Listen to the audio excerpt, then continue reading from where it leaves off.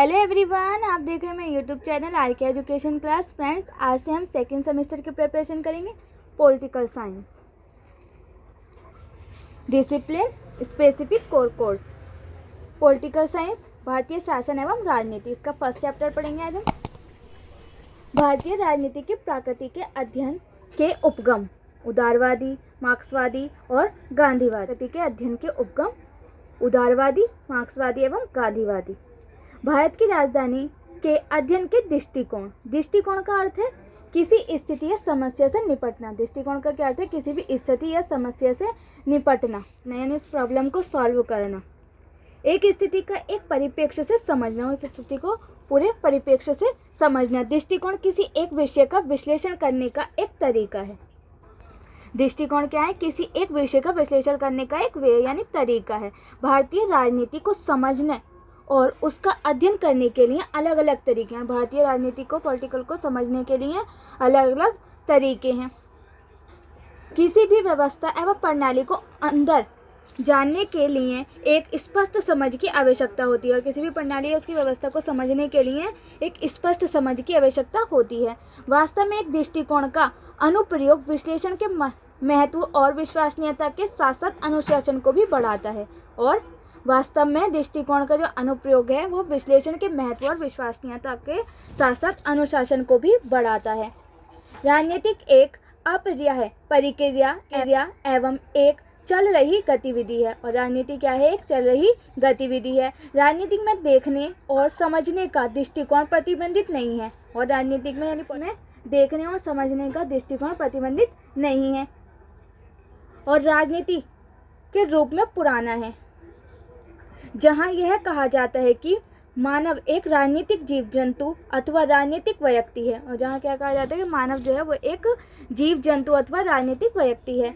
बौद्धिक जांच से सबसे प्राचीन क्षेत्रों में से एक है, और बौद्धिक जांच में सबसे प्राचीन क्षेत्रों में से एक है। राजनीति को मूल रूप से दर्शन, इतिहास और कानून की एक भुजा के रूप में देखा गया था, और पॉलिटिकल को मूल रूप से दर्शन, इतिहास और कानून की एक भुजा के रूप में देखा गया था। इसका केंद्रीय उद्देश्य उन सिद्धांतों को उजागर करने तथा जिन पर मानव समाज आधारित होना चाहिए, और इसका केंद्रीय उद्देश्य क्या है? उन सिद्धांतों को उजागर करना था जिन पर मानव समाज आधारित होना चाहिए, जिस पर कि मानव समाज है वो आधारित होना चाहिए। 19वीं शताब्दी के उत्तरार्ध से हालांकि राजनीति को वैज्ञानिक अनुशासन में बदलने के प्रयास से इस दार्शनिक अवधारणा को धीरे धीरे व्यवस्थित किया गया, और हालांकि राजनीति को वैज्ञानिक अनुशासन में बदलने के प्रयास से इस दार्शनिक अवधारणा को धीरे धीरे व्यवस्थित किया गया, क्योंकि ग्रीक राजनीतिक विचारक विद्वानों, राजनीतिक वैज्ञानिकों और दार्शनिकों ने अपने स्वयं के दृष्टिकोण से भिन्न प्रकार के राजनीतिक मुद्दों और घटनाओं का विश्लेषण किया, और अध्ययन के आधार पर वे इस निष्कर्ष और निर्धारित अनुशासन पर पहुंचे। अनिवार्य रूप से यह राजनीति के अध्ययन के लिए कई दृष्टिकोण का उदय हुआ, और अनिवार्य रूप से यह राजनीति के अध्ययन के लिए कई दृष्टिकोणों का उदय हुआ। भारतीय राजनीति के अध्ययन के रूप में मोटे तौर पर 3 श्रेणियों में वर्गीकृत किया जा सकता है। भारतीय राजनीति के अध्ययन के दृष्टिकोण में राजनीति को 3 श्रेणियों में वर्गीकृत किया जा सकता है: पारंपरिक, आधुनिक और समकालीन। कौन सी 3 श्रेणी? पारंपरिक, आधुनिक और समकालीन। राजनीति को समझने के लिए भिन्न भिन्न विधि और पद्धतियां अपनाई गई हैं, और राजनीति को समझने के लिए अलग अलग विधियां और पद्धतियां। पारंपरिक दृष्टिकोण को वैल्यू लेडन कहा जाता है, और आधुनिक को वैल्यू फ्री होने के लिए जाना जाता है। यह एक प्रामाणिक और नैतिक मूल्यांकन की विशेषता है, और ये क्या है? एक प्रामाणिक और नैतिक मूल्यांकन की विशेषता है। पारंपरिक दृष्टिकोणों में ऐतिहासिक, दार्शनिक, वर्णनात्मक और अभिशासक चरित्र होते हैं, जबकि आधुनिक दृष्टिकोण प्राकृतिक में अनुभवजन होते हैं, और आधुनिक दृष्टिकोण प्राकृतिक में अनुभवजन होते हैं, जिससे दार्शनिक, ऐतिहासिक, संस्थागत और कानूनी दृष्टिकोण पारंपरिक दृष्टिकोण की श्रेणी में हैं। किस में? ऐतिहासिक, संस्थागत और कानूनी दृष्टिकोण पारंपरिक दृष्टिकोण की श्रेणी में है। आधुनिक दृष्टिकोण है समाजशास्त्रीय दृष्टिकोण, आधुनिक दृष्टिकोण क्या है? समाजशास्त्रीय दृष्टिकोण, मनोवैज्ञानिक दृष्टिकोण, आर्थिक दृष्टिकोण, मात्रात्मक दृष्टिकोण। हालांकि समकालीन दृष्टिकोण है शक्ति दृष्टिकोण, व्यवहार दृष्टिकोण, उत्तर व्यवहार दृष्टिकोण, प्रणाली दृष्टिकोण और संरचनात्मक कार्यात्मक दृष्टिकोण, संचार दृष्टिकोण और निर्णय दृष्टिकोण। राजनीति किसी समाज की दीर्घकालिक संरचनात्मक विशेषता द्वारा आकरित होती है। इसकी एक लंबी ऐतिहासिक परंपरा है और इसकी एक लंबी ऐतिहासिक परंपरा है। सामाजिक पदानुक्रम, आर्थिक संभावनाएं और ऐतिहासिक विरासतें एक राजनीतिक समाज की प्रकृति और चरित्र को प्रभावित करती हैं। भारत इसका अपवाद नहीं है और भारत इसका अपवाद नहीं है। स्वतंत्र भारत में राजनीति का अध्ययन कठिन परिस्थितियों में शुरू हुआ और स्वतंत्र भारत में राजनीति का अध्ययन कठिन परिस्थितियों में शुरू हुआ। जब भारत आज़ाद हुआ तो राजनीति का जो अध्ययन था वो डिफ़िकल्ट परिस्थितियों में शुरू हुआ। जटिल विरासत के साथ एक लंबे संघर्ष के बाद जिसने कई तरीकों से स्वतंत्रता के बाद के अपने पाठ्यक्रम को प्रभावित किया। एक लंबे संघर्ष के बाद जिसने कई तरीकों से स्वतंत्रता के बाद अपने पाठ्यक्रम को प्रभावित किया। सबसे महत्वपूर्ण ब्रिटिश शासन की लंबी अवधि और विभिन्न संस्थानों के विचारों और उनके द्वारा पेश किए गए अभ्यास हैं। और सबसे महत्वपूर्ण क्या है? जो ब्रिटिश शासन की लंबी अवधि और विभिन्न संस्थानों के विचार और उनके द्वारा जो पेश किए गए अभ्यास हैं। कुछ उल्लेख करने के लिए सामाजिक संरचना और सामाजिक संघर्ष हैं जिन्होंने राजनीतिक आंदोलनों और विचारों को प्रभावित किया।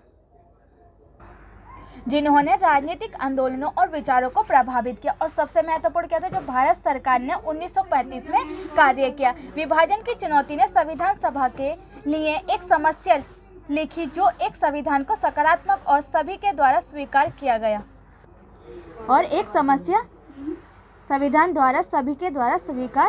गया। एक संविधान लेखन ने राजनीतिक वैज्ञानिकों को राज्य गठन के सवालों को संबोधित करने के लिए न केवल एक संघ सरकार की संरचना की और उनकी शक्तियों बल्कि संघीय प्रणाली में राज्यों और स्थानीय सरकारों की संरचना और शक्तियां, एक सर्वोच्च न्यायालय, एक स्वतंत्र न्यायपालिका, नागरिकों के अधिकार और शासन के विभिन्न अन्य मुद्दे यद्यपि भारतीय राजनीतिक प्रकृति में आलोचनात्मक और निर्णायक हैं। और सबसे महत्वपूर्ण रूप में भारत सरकार ने 1935 में कार्य किया और विभाजन की चुनौतियों ने संविधान सभा के लिए एक समस्या लिखी, एक प्रॉब्लम लिखी। एक संविधान को सकारात्मक और सभी के द्वारा स्वीकार किया गया और एक संविधान को सकारात्मक और सभी के द्वारा उसको स्वीकार किया गया। एक संविधान के लेखन ने राजनीतिक वैज्ञानिकों को राज्य गठन के सवालों को संबोधित करने के लिए न केवल एक संघ सरकार की संरचना की और शक्तियां बल्कि एक संघीय प्रणाली में राज्य और स्थानीय सरकारों की संरचना की, न्यायपालिका, नागरिकों के अधिकार और शासन के विभिन्न अन्य मुद्दे यद्यपि भारतीय राजनीतिक प्रकृति में आलोचनात्मक और निर्णायक हैं। साथ ही साथ विभिन्न दृष्टिकोणों का उपयोग करके अध्ययन करना भी बहुत दिलचस्प है क्योंकि यह समय समय पर बदलता है। अलग अलग विद्वानों ने एक ही समय में अलग अलग दृष्टिकोण लागू किए। हालांकि क्या हुआ? सभी अलग अलग विद्वानों ने एक ही समय में अलग अलग दृष्टिकोण लागू किए। ऐतिहासिक दृष्टिकोण, राजनीति के अध्ययन के लिए ऐतिहासिक दृष्टिकोण पारंपरिक दृष्टिकोण में से एक है। ऐतिहासिक दृष्टिकोण, राजनीति के अध्ययन के लिए ऐतिहासिक दृष्टिकोण पारंपरिक दृष्टिकोण में से एक है। इतिहास का अभिप्राय पूर्व घटनाओं और तथ्यों के अभिलेख से है। इतिहास का अभिप्राय किससे है? पूर्व घटनाओं और तथ्यों के अभिलेख से है। ये विभिन्न अवधियों में हुए और कई लोगों ने क्या सोचा या कल्पना की।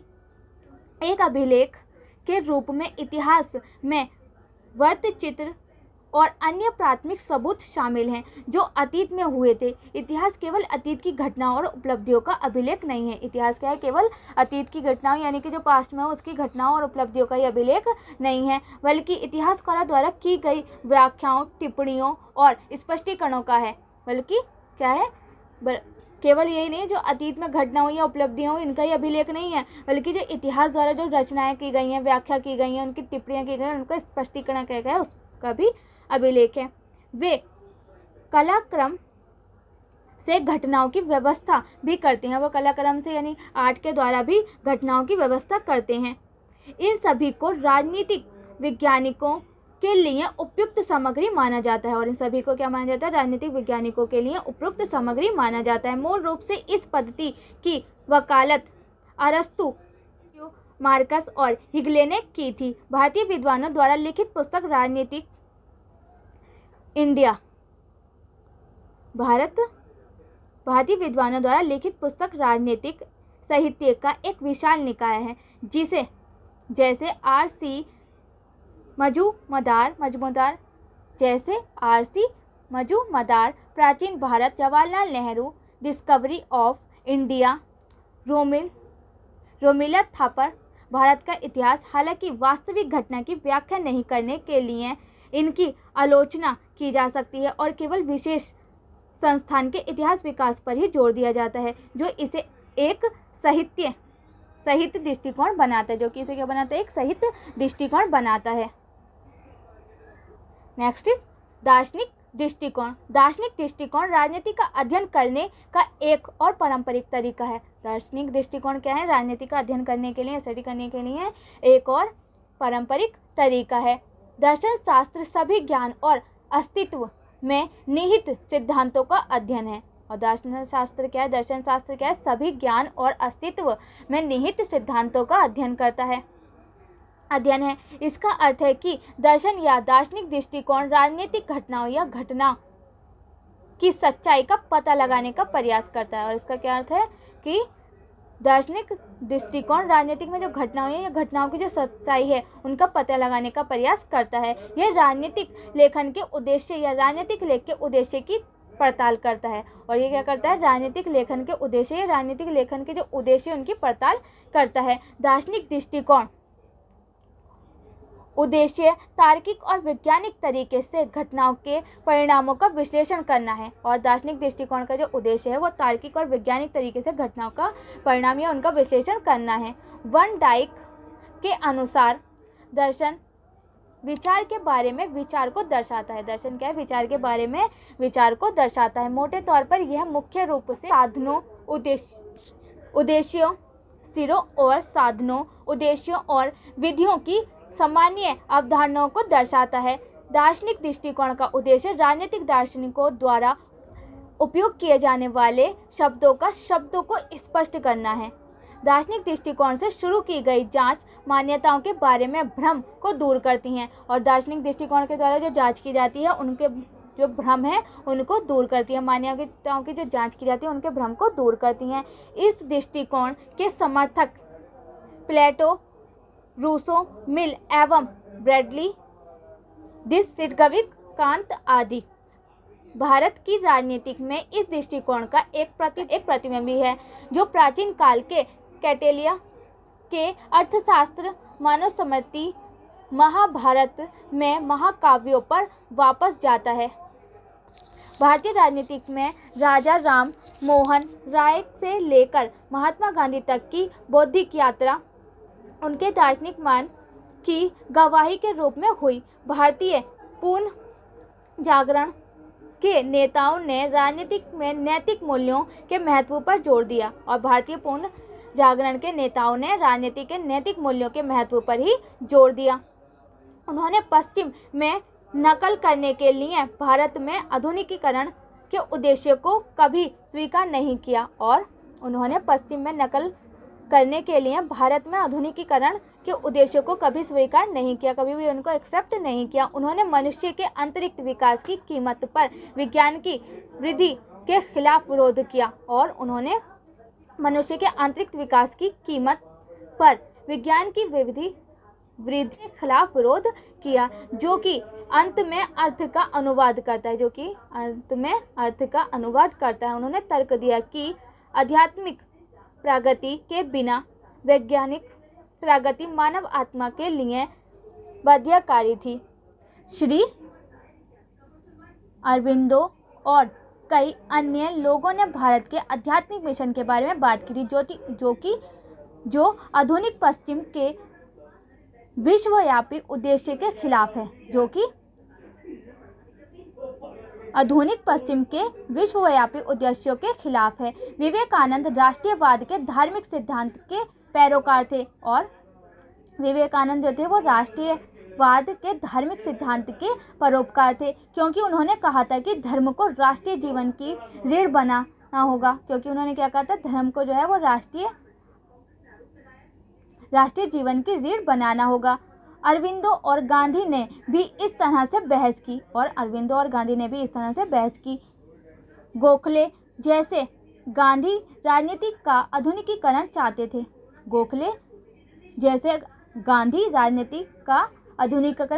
थे। गांधी ने जोर देकर कहा कि केवल अहिंसा ही सच्चे लोकतंत्र का कारण बन सकती है। अहिंसा ही सच्चे लोकतंत्र का कारण बन सकती है। गांधीवादी दर्शन में साधन और अंत परिवर्तनीय शब्द हैं, जो अविभाज्य हैं। गोखले जैसे गांधी राजनीति का आधुनिकीकरण चाहते थे। गांधी ने जोर देकर कहा कि केवल अहिंसा ही सच्चे लोकतंत्र का कारण बन सकती है। गांधीवादी दर्शन में साधन और अंत परिवर्तनीय शब्द है, जो दो अविभाज्य हैं और समान रूप से शुद्ध होने चाहिए। इस प्रकार विवेकानंद, अरविंदो, गोखले, गांधी और यहाँ तक कि नेहरू का आध्यात्मिक दृष्टिकोण राजनीति से था। राजनीतिक समस्याओं के लिए उनका दृष्टिकोण नैतिक मूल्यों में निहित था। प्राचीन काल से लेकर आधुनिक काल तक राजनीतिक में दार्शनिक दृष्टिकोण की एक निरंतर परंपरा रही और इसीलिए भारत में प्राचीन काल से लेकर आधुनिक काल तक राजनीति में दार्शनिक दृष्टिकोण की एक निरंतर परंपरा रही। हालांकि दार्शनिक दृष्टिकोण हमें समकालीन इतिहास और दार्शनिकों द्वारा सुनाई गई राजनीति की प्रकृति को समझाने में मदद करता है, लेकिन यह अमूर्त एवं विचारणीय भी है। नेक्स्ट इज मानववैज्ञानिक दृष्टिकोण। राजनीति और मानव विज्ञान का घनिष्ठ संबंध है। घनिष्ठ रिलेशन है। मानववैज्ञानिक आमतौर पर व्यक्तियों के राजनीतिक व्यवहार और ऐसे व्यवहार के लिए अग्रणी कारकों का अध्ययन करता है। वे यह भी अध्ययन करते हैं कि कुछ व्यक्ति एक निश्चित तरीके से व्यवहार क्यों करते हैं, और वे यह भी अध्ययन करते हैं कि कुछ व्यक्ति जो है वो निश्चित तरीके से व्यवहार क्यों करते हैं। यह मतदाता के व्यवहार दृष्टिकोण आदि का अध्ययन करता है और विभिन्न पहलुओं का अध्ययन करने के बाद शोधकर्ता ऐसे निष्कर्ष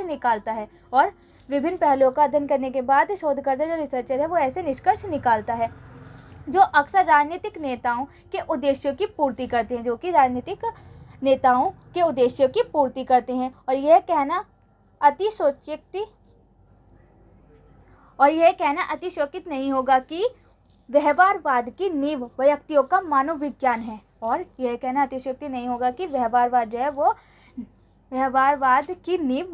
मनोविज्ञान है। आज की दुनिया के राजनीतिक वैज्ञानिक यह जानने के लिए बेहद उत्सुक हैं कि राजनीतिक गतिविधि के क्षेत्र में उद्देश्य और भावनाएं कैसे काम कर रही हैं, और राजनीतिक वैज्ञानिक यह जानने के लिए बेहद उत्सुक है कि राजनीतिक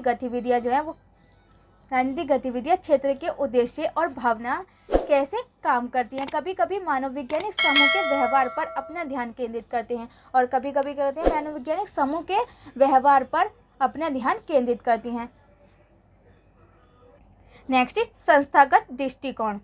राजनीति के अध्ययन के लिए संस्थागत दृष्टिकोण बहुत ही सामान्य और महत्वपूर्ण है। राजनीतिक अध्ययन के लिए संस्थागत दृष्टिकोण जो है वो बहुत ही सामान्य और महत्वपूर्ण है।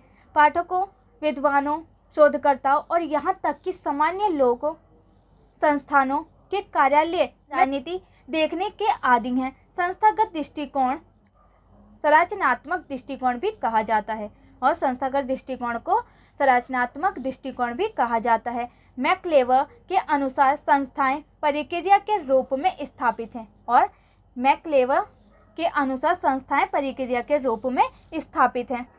संस्था उस संरचना और मशीनरी से संबंधित है जिसके माध्यम से मानव समाज मानव आवश्यकताओं को पूरा करने के लिए आवश्यक विधियों और गतिविधियों एवं व्यवस्थित, निर्देशित और निष्पादित करता है। संस्था उस संरचना और मशीनरी से संबंधित है जिसके द्वारा मानव समाज मानव आवश्यकताओं को पूरा करने के लिए आवश्यक विधियों, गतिविधियों, व्यवस्थित, निर्देशित और निष्पादित करता है। इस परिभाषा के अनुसार परिवार, सरकार और राज्य और सभी प्रकार के संगठन व संस्थाएं हैं। और इस परिभाषा के अनुसार परिवार, सरकार और राज्य और सभी प्रकार के संगठन, संस्थान हैं जो राज्यों के भीतर विकसित हुए हैं। मानव आवश्यकताओं को पूरा करने के लिए संस्थाएं बनाए गए हैं और मानव आवश्यकताओं को कंप्लीट करने के लिए, मानव आवश्यकताओं को फुलफिल करने के लिए ये संस्थान बनाए गए हैं। राजनीतिक दल, दबाव और हित समूह एवं विधायिका सभी संस्थाएं हैं। राजनीतिक दल, दबाव और हित समूह एवं विधायिका सभी संस्थाएं हैं।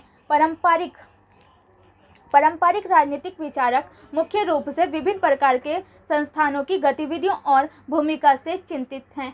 पारंपरिक राजनीतिक विचारक मुख्य रूप से विभिन्न प्रकार के संस्थानों की गतिविधियों और भूमिकाओं से चिंतित थे और उन्होंने संस्थानों के संदर्भ में राजनीति को देखा। संस्थागत या संरचनात्मक दृष्टिकोण की प्रमुखता यह है कि संस्थाएं अपने नियम और प्रक्रिया को राजनीतिक घटनाओं के विश्लेषण के लिए महत्वपूर्ण हैं, ना कि संस्थानों को जो गठन करने वाले व्यक्ति हैं उनके लिए।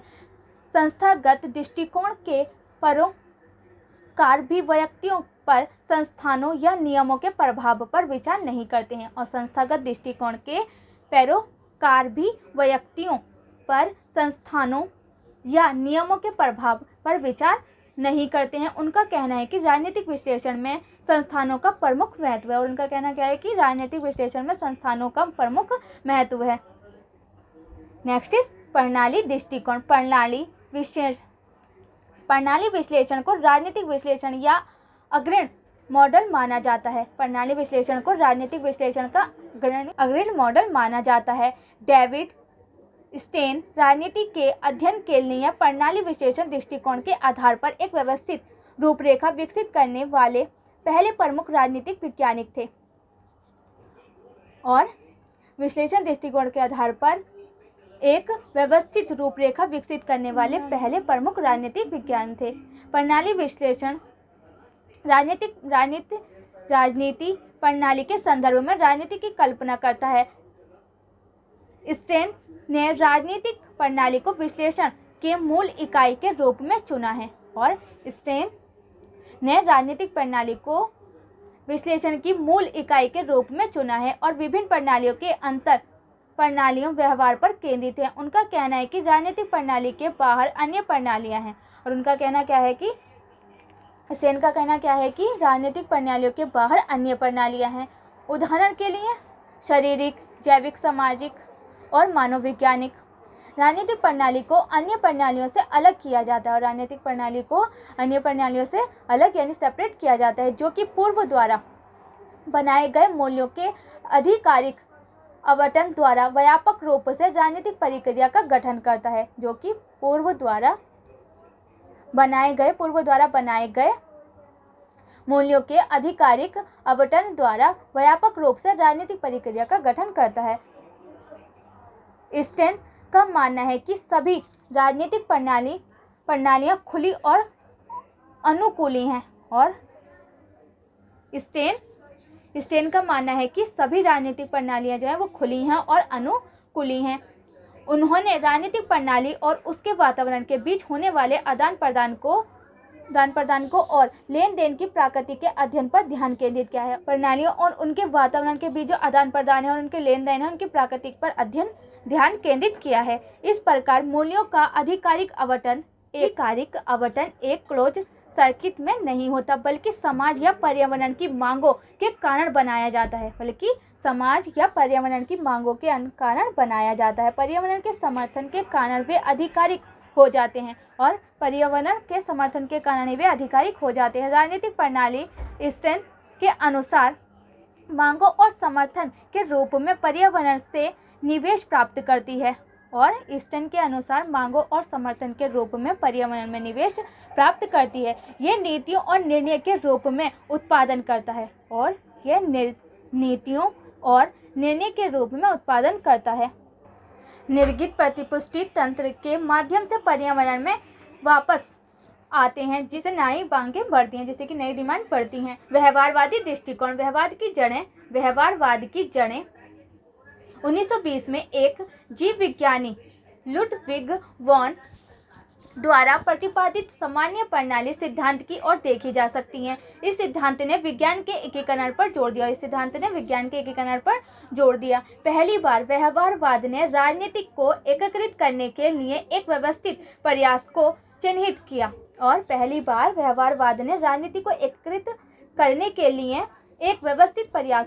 चिन्हित किया राजनीतिक विज्ञान के क्षेत्र में इस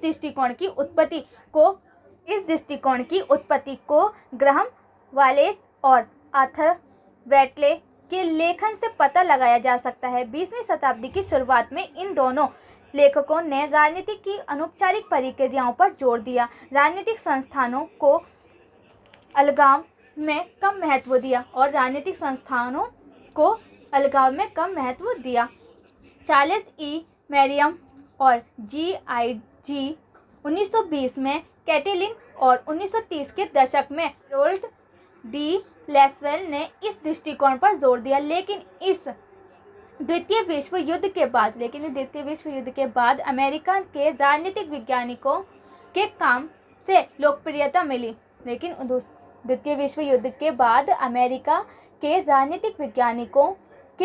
से लोकप्रियता मिली। डेविड स्टेन ने कुछ मान्यताओं और उद्देश्यों के साथ व्यवहार आंदोलन की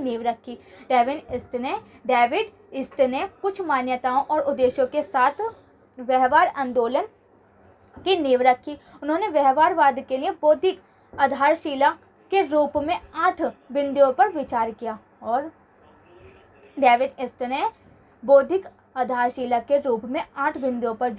किया फर्स्ट इज नियमितीकरण, सेकंड इज सत्यापन, थर्ड इज तकनीकी, फोर्थ इज परिमाणन, फिफ्थ इज मूल्य, सिक्स्थ इज व्यवस्थितीकरण, सेवंथ इज शुद्ध विज्ञान और एट्थ इज एकीकरण।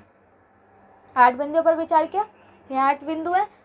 व्यवहारवादी दृष्टिकोण राजनीतिक व्यवहार पर केंद्रित है और व्यवहारवादी दृष्टिकोण जो है वो राजनीतिक व्यवहार पर केंद्रित है। यह राजनीतिक संदर्भ में मनुष्य के कृत्यों, दृष्टिकोणों, रायतों और अपेक्षाओं के अध्ययन का आह्वान करता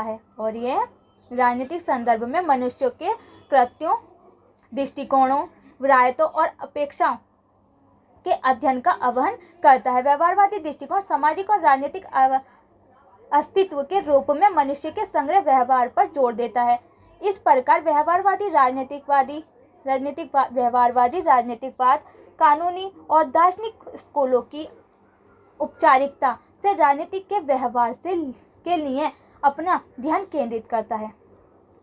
भारतीय राजनीति के अध्ययन के लिए विभिन्न दृष्टिकोणों पर चर्चा की गई और भारतीय राजनीति के लिए विभिन्न अध्ययनों के दृष्टिकोणों की चर्चा की गई है। इन दृष्टिकोणों को पारंपरिक और आधुनिक 2 प्रकार से वर्गीकृत किया गया डिवाइड किया गया है।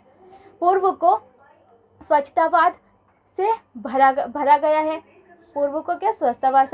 है और दूसरे को भारतीय राजनीतिक प्रणाली की राजनीतिक वास्तविकता को समझने और समझाने के लिए अनुभववाद के साथ। पहले को तो स्वच्छतावाद से भरा गया, दूसरे वाद को अनुभववाद के साथ। दोनों दृष्टिकोणों में समय सीमा के अनुसार परिसंगतता कम या ज़्यादा होती है और दोनों ही दृष्टिकोणों में समय सीमा के अनुसार टाइम के अकॉर्डिंग परिसंगतता कम या ज़्यादा होती है। इसलिए दृष्टिकोण की आवश्यकता लेना आवश्यक है। इसीलिए दृष्टिकोण की आवश्यकता को लेना आवश्यक है, ज़रूरी है।